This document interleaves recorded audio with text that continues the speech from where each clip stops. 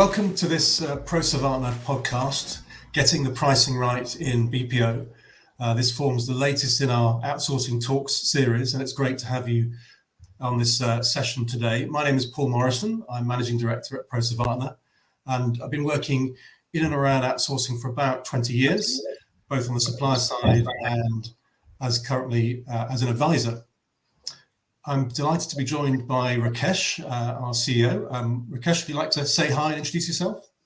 Sure. Hello, everyone. I'm Rakesh Sangani. I'm the Chief Exec of ProSavantna, also qualified as a chartered accountant, and then also been working in outsourcing, shared services and GBS for over 20 years now. So really looking forward to share some of our experiences in this topic of pricing, which is really important, I think, in outsourcing contracts, very important to the CFO at least, with you today. Absolutely. And I think just to add to that in terms of setting the scene, I think there probably aren't many more important subjects out there than pricing when it comes to outsourcing. And the way I sort of tee it up is to say that every outsourcing deal is basically a transaction where the supplier provides a service and the client provides some money. And so it's the heart of it maybe as simple as that. And every single outsourcing, as you know, Rakesh, is based on a business case. There's a balance of the service and its benefits and the costs. So it's really integral. And I think the other sort of framing thought is that every pricing, every set of costs for an outsourcing is kind of a unique fingerprint. There's a balance between what the client is prepared to pay for a set of skills and the premium and the appetite for risk on the supplier side as well. So it's kind of a unique dance that happens in each outsourcing transaction.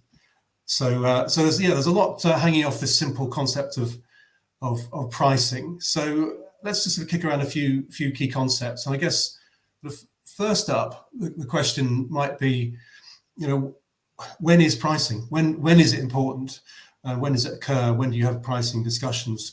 I guess the starter for 10 is it's not just the contract. Obviously, everyone's focused on all of those shiny pricing schedules at the start of a deal, the commercials around that. But it's not as simple as that. Rakesh, you got any thoughts on when pricing matters? Yeah, I think I'd have a couple of comments here. So I think first of all, it's important that you know what you're looking for when it comes to pricing. It's a very different operating model. It's a very different way of working.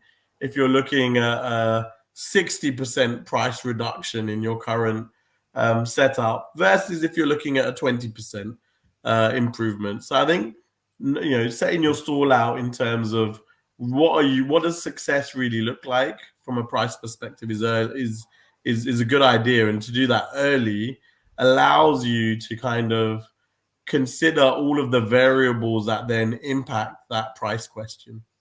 So that's my first point, is think about it early, have it in your negotiation strategy, be really clear around what you want from a price perspective, where your red lines are. And I think the second point is, for me, price isn't just the price you get offered on the contract. I think that's where a lot of businesses go wrong.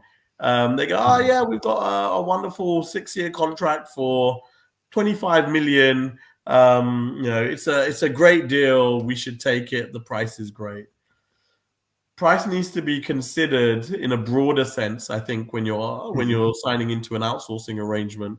What tends to happen is a buyer signs up for these deals not necessarily having an exact scope defined.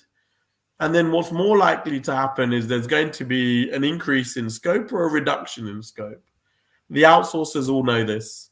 And so from a pricing perspective, you may think you've got a great price on the base of it, but when you consider those additional resources or the reduction in resources, all of a sudden your price equation can change materially.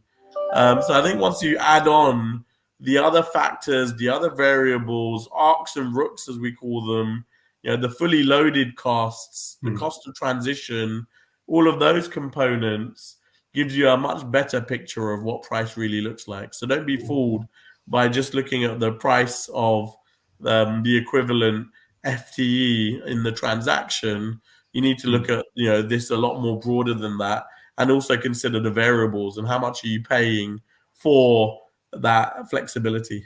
Yeah, no, there's a load to unpack there, and I think that's a key point. That last one around the price is not static, and it's something that is managed and needs to be monitored, and the mechanisms for flexibility need to be built in, but just managed as you work through ARCs and ROOCs. Those additional resource changes and reduced resource changes is a key bit of jargon there, obviously around tying the service charge to some core volumes, and as those volumes in the business go up or go down, there's a simple mechanism for changing them. So that's a really key piece.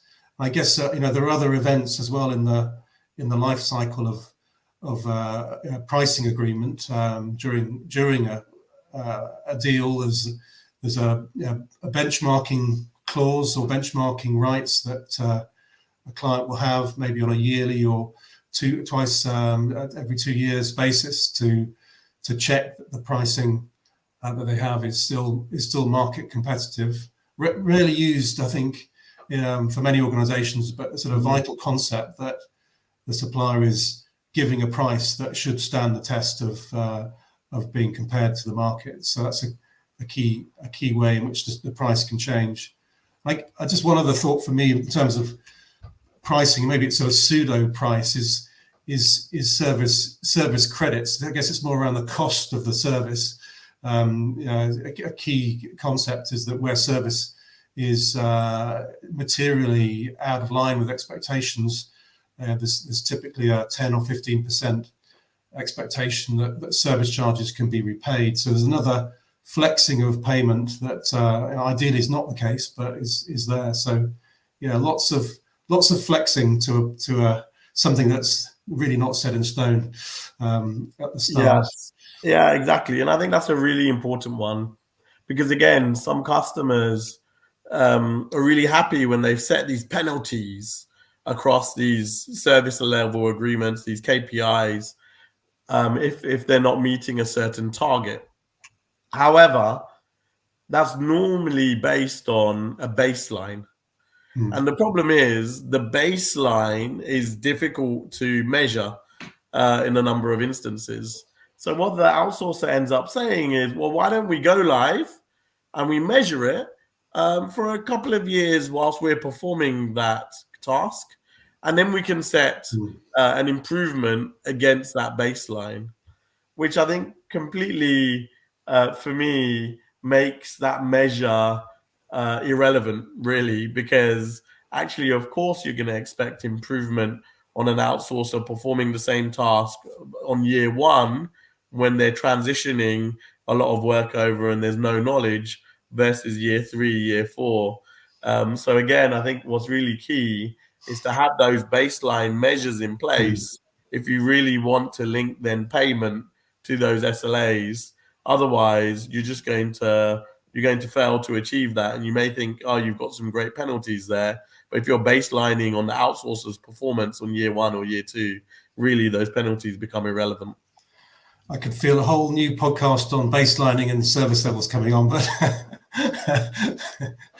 well, maybe another time. Well, let's sort of set some of the scene then about thinking about pricing in the round. Let's go to the main course for me for pricing, which is, what do we really mean by the price? What are the metrics that really matter, and how should our listeners think about them? I guess the strapline here is, this isn't just about rate cards. I think the classic point of reference for most organizations, particularly those that aren't so used to outsourcing, is to look at that rate card, that list of different supplier resources and resource types, entry-level clerks and supervisors and team leaders and so on, and the rates for different locations that are applicable.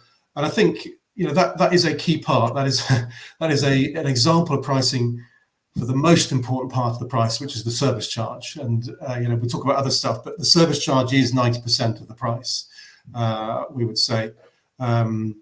But rate cards are one way of looking at it. And the way I think about it is a rate card is a bit like a menu. It gives you the price per course or price per bottle of wine, but it doesn't tell you what the bill is. You need to think about the quantity as well as the price. And I think that service charge table is really where you get to interrogate the total cost, the cost per month, and the year-on-year trend, which is super important. So I don't know if service charge, you've got any thoughts on that? Or is it just statos like me that get excited by it? Not just statos like you that get excited about it. I think, I think it comes back to, it's not just about the rate card. It's understanding all of your other factors that make up the price. And there's some that are very tangible, like your transition cost, that you probably want to break down to a daily fee rather than a total fee. So you've got some measure of the volume. But I think what you refer to in terms of that monthly fee is also it's important that your price conversation isn't just setting the strategy up front and then negotiating a contract, that you operationalize this as well.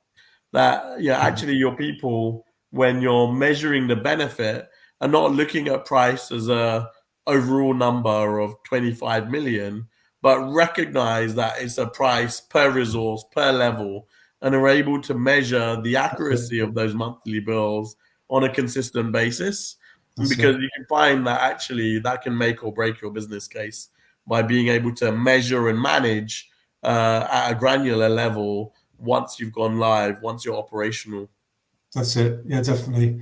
So definitely that operationalization is important. And it's also that combination there in terms of service charge. The way I think it's useful to think about it is that service charge is like a cube. There's the different grades. There's a number of people at the different grades, and there's the location of those different grades. And those three dimensions together make up most of the service charge. And then there's all the different overheads and layerings on top of that. So if most of the charge is to do with people and resources, and in a BPO contract, that's probably 60 to 70% or more. Then there's the technology and connectivity, pass-through charges. There may be supplier tools as well. So there's a great deal of complexity in that wider set of add-ons to the cost, and what can really be passed on, charged for directly, and what may be absorbed by the supplier. So that's service charge, and that's a key lump. Then you touched on there, Rakesh. Transition charge is maybe the sort of junior cost, but still very often a multi-million euro, pound, dollar charge for most BPOs. And I think the difficulty around transition charges is that it's very difficult to size for most buyers. How long should the transition take? How much of that should be paid for by the client? How do you size this thing? And that's for an organization approaching this for the first time, it's a really tricky piece. The way I'd sort of fall back on this is, there is good benchmarking data available from good advisors, and it's key to think about the number of transition days. So for each person in scope of transition, let's say it's 50 people, 100 people, for each of those resources, how many days of supplier effort is going to be spent to capture their knowledge, to prepare for go live, and then what's the cost of that supplier day? Is it a few hundred euros? Is it several hundred? What's the right level? And there is a good answer to be found in that. Any thoughts, Rakesh, on this? Yeah, I think the transition question is a very complex one, because not only do you have the challenge of breaking down that cost into kind of individual and getting the right price point for that, but you also have the challenge around change management. And the outsourcers are incentivized, obviously, to help you transition as quick as possible. Now, that's great, right? And for a lot of companies, that's a massive benefit, and they want to transition as quick as possible. but that's also very painful. Yeah, when you take off a plaster and you rip it off your face, you're going to feel some pain. So for some organizations, actually, a slower transition approach fits their culture better. And so, there's a real balancing act between wanting the right cost profile, but also considering the amount of change you can undertake over a period of time. So it's actually at that point where sometimes you have to look at yourselves and say, okay, we can have a transition cost of X, but that means we're delivering everything within 6 to 12 months versus expanding it a bit more, but also potentially incurring more one-off cost because of that longer period of time. So, actually, we would typically recommend going a longer period of time than what some companies initially sign up for, which are very aggressive transition schedules. Yeah, it's a really good point, and I think it throws up something that we'll maybe come back to at the end. That concept of what makes a good price is a good price a low price, is a good price a high one. How do you find the point in the middle? So it's a key question there. One other layer to the cake is transformation charges as well, and this is maybe another difficult area in that across BPO and across suppliers, these charges are dealt with in different ways, and I think it depends on the context for the client as well. But I think the question here is, most of the outsourcing relationship at the start will be focused on what is known and running the current service or the current scale of service, broadly speaking, within similar parameters without changing it very significantly, perhaps offshoring it being the biggest change. But how do you think about pricing wider transformation on top of that, when the level of knowledge required to really transform it, to really know what is possible and what isn't in place? So I'm just going to throw that out there as a difficult one for you to answer, Rakesh. I mean, how do you tackle this one? Yeah, look, I think transformation has two particular areas that's worth discussing.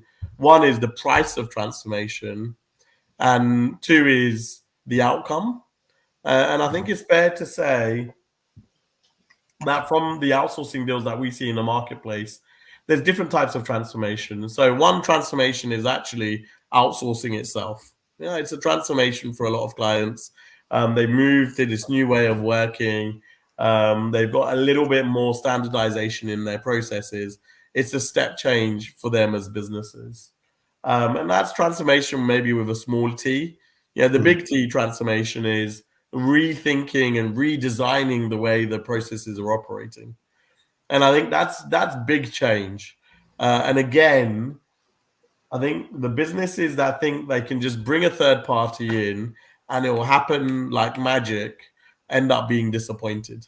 So, I think there's actually a risk of wasting a lot of money on transformation by just saying we're going to put X million onto the contract and we will deliver some form of transformation. I think the businesses that get this right recognize that has to be done jointly. That you can't outsource accountability. You can't outsource, really the management of key stakeholders in your business that maybe don't want to change, maybe don't want to transform. So I think to get that right, you have to think about what's the joint team, what's the joint investment, where can I leverage my outsourcing partner to deliver this transformation the right way with skills and competencies I maybe don't have today, and where actually do I need to step up and play a role to ensure that the business really changes and that transformation sticks. And I think that's actually the important part of transformation. So I think it's important not to just throw your money down the well and just hope by increasing the dollar sign we're going to achieve some transformation. I would say it's around both spending on your own organization and your outsourcing partner to achieve that. I agree with that, absolutely. I think if you set out a series of transformation initiatives and charges relating to that, that you believe paints the full picture of what will happen in the next few years, then it's really going to be mainly a work of fiction. I think it is possible to describe some transformation initiatives, some quick wins around RPA or cash applications, or some of the classic automation and optimization challenges in finance, for example. I think can be diagnosed quite quickly and good outlines shaped, but only as part of the puzzle. And maybe a bigger challenge for transformation when you're putting an outsourcing in place is defining the relationship and the governance that's going to make that happen. And that maybe takes us on to the third sort of chunk we're going to cover today, around the sort of pricing strategy and the pricing approach. Almost the philosophy is, what is the basis and what's the approach for the partnership, and what role does pricing play in that? And I guess the classic historic view of outsourcing is your mess for less, lowest possible cost, and very much sort of transactional lens on outsourcing. Rakesh, what's your take on this space, and what's the right approach? Yeah, look, I think at the start of the discussion, you described outsourcing as a transaction. I think many people that look at outsourcing as a transaction actually end up with the wrong pricing strategy, because I think they need to treat outsourcing as a partnership. Because I think if you look at an outsourcing deal and you try and really get the lowest price possible, then you will achieve that. Number one, there'll be some procurement people really happy on day one. You'll celebrate, you'll go to the pub and you go, we've got a fantastic deal. We got the lowest price we could have achieved. The problem is the outsourcer is running a business. Yeah, they need to make a margin. And if they are driven to that lowest possible price, what it will probably mean is that they're going to be taking some shortcuts. That there's going to be maybe more junior people in your account than you initially anticipated. There's going to be kind of scope challenges where they may not try to carry out steps A to F. Instead, they want to do steps A, B, and C, and then hand it over to the retained organization. Yeah. So what you find is that the lowest possible price doesn't always give you the best possible outcome. So I think pricing it as a transaction can be really challenging for the longevity of the deal. So what we would say is price it as a partnership. Look, price is important. Don't get me wrong. I'm not saying you should pay for a Rolls Royce when you need a Metro Sport.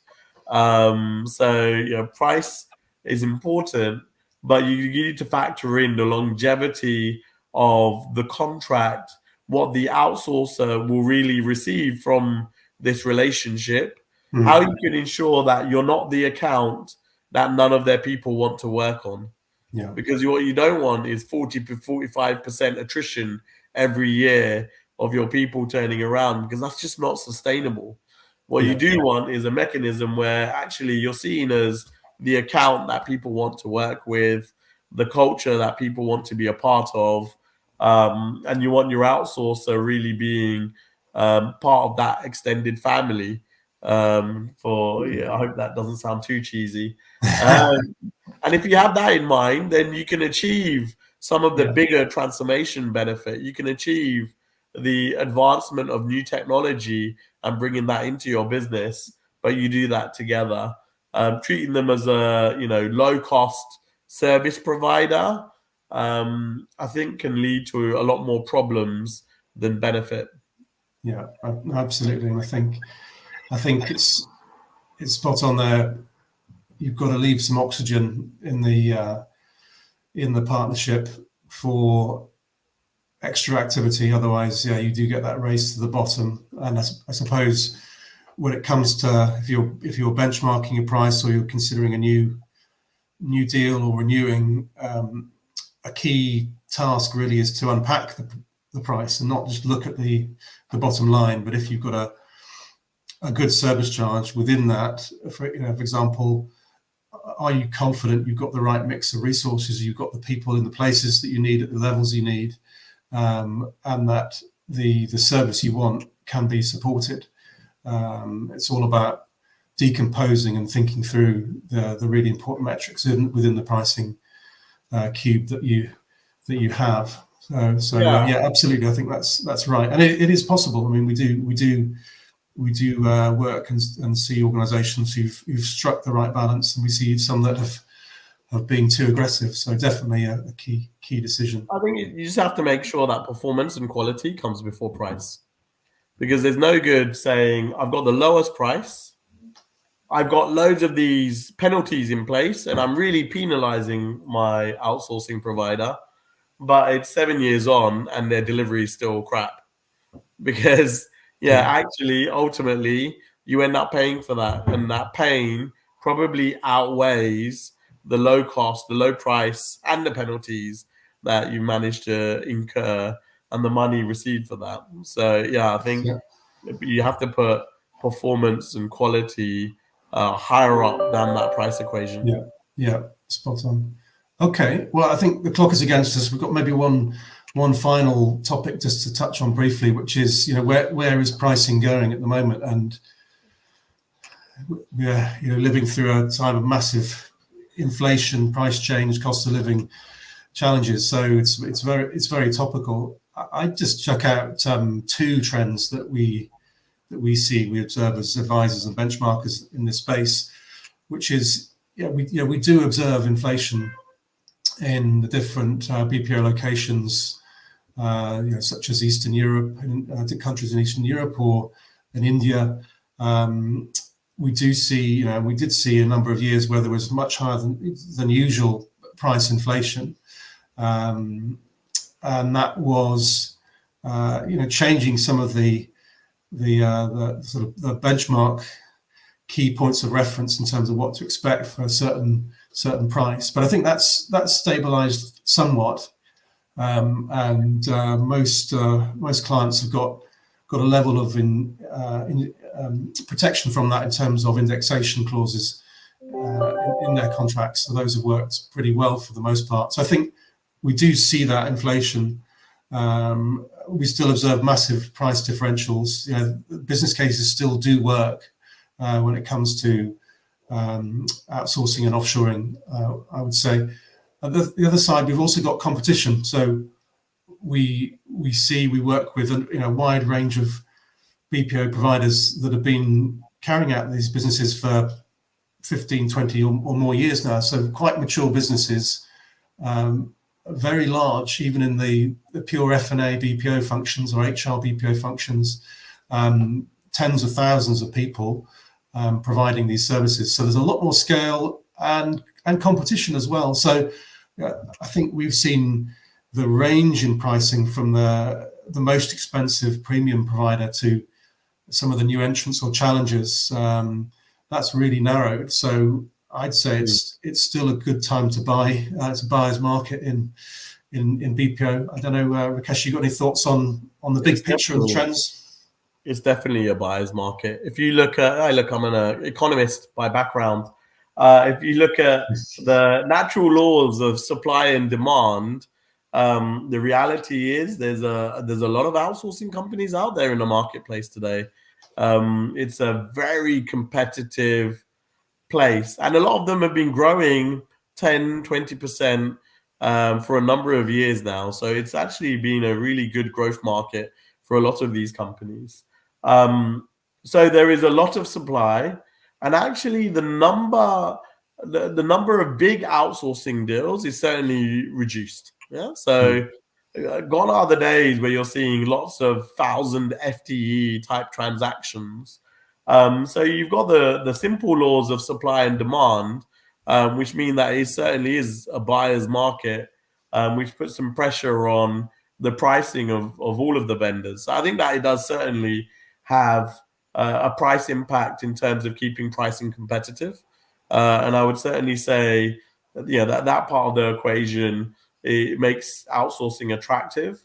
The other element around inflation I think it's got to be noted that there has been high inflation in low cost locations across the world, and if you had a contract where you weren't having to pay for that inflation, you probably got a huge benefit over the last 12, 18 months. But it's also fair to say there's inflation across the world. Yeah. So I think that wage inflation is not just in lower cost locations, although it might be a little bit higher. It's also in the US, it's also in the UK, it's also in Western Europe and Singapore. And so I think this wage inflation exists. It's a global phenomenon rather than just in lower cost locations. So I think you can still deliver a business case. And that wage inflation, I think the key thing there is to consider your pricing strategy around it. Who holds the risk around wage inflation? Who holds the risk around currency within your contract? And I think those are the factors of price that you don't always think about when you get a written down price on the contract. Is how do we future proof this against wage inflation, against currency volatility? And I think those factors in today's environment are more important than ever before. Absolutely, exactly, and that's a good fitting note on which to end. The curtain must come down. Half hour is up. I guess some of the key takeaways that I'll walk away with. I guess one is around the fact that pricing really it's not a static thing. There's a lot of flexing, complex and important mechanisms around price and costs as they evolve in the course of a deal. I think that's key. We talked a lot about the different metrics, unpacking service charge, and really understanding the drivers and key metrics that make pricing work and make pricing work for its clients. And then I guess that point around price as partnership and the importance of performance, as well as mapping into that partnership, and not getting focused and fixated on the lowest cost is a key message to leave with. So we have to leave it there, unfortunately. I'll just finally note that we have the Pro Savantna 2023 events calendar. It's in full swing at the moment. Lots of events, virtual and physical roundtables and seminars. Please have a look at our page, prosavantna.co.uk/events. And we look forward to seeing you there. So thank you very much, Rakesh, for the conversation. Enjoyed it as ever. Thanks to our audience, and we look forward to staying connected. Thank you.